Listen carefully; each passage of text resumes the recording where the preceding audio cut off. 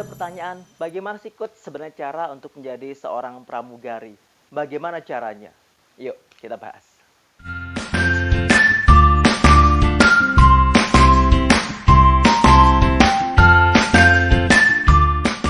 Iya, untuk bisa menjadi seorang pramugari ada beberapa tahapan yang harus kita lalui. Yang pertama adalah tahap tes dan seleksi. Yang kedua adalah tahap training. Yang ketiga adalah tahap ujian. Baru kita bisa jadi pramugari. Kita bahas satu persatu tentang 4 konsep ini.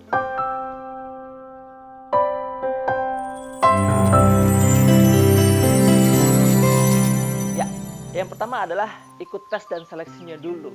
Sebelum kita menjadi seorang pramugari, ada tahapan-tahapan tesnya yang panjang. Nah, tes dan seleksinya ini harus kita ikuti. Ada tes penampilan, ada tes interview, ada tes kesehatan, ada tes bahasa Inggris. Nah, kita harus ikut tesnya dulu. Kalau semua tesnya ini lulus, baru kita bisa masuk ke training yang diadakan oleh maskapai. Kalau nggak lolos tes dan seleksinya ya sudah, kita gagal. Ku coba ungkap tabir ini,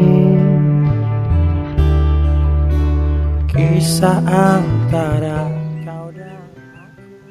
Nah, setelah sudah lolos tes dan seleksi pramugari, maka kita akan masuk ke tahap kedua, yaitu tahap training. Training ini yang menyelenggarakan adalah perusahaan maskapai. Training itu biasanya durasinya antara 3 bulan sampai 4 bulan. Dalam kurun waktu tersebutlah kita akan belajar banyak tentang ilmu kepramugarian. Pesawat itu apa, cara kerja pramugari itu bagaimana, bagaimana kalau kita menghadapi keadaan yang bahaya, itu semua diajarkan.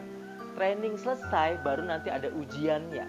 Ujian itu berupa ujian tertulis dan ujian praktek, yaitu ikut terbang di pesawat, kerja bareng seolah-olah kita menjadi seorang pramugari, tapi masih dalam tahapan tes terbang.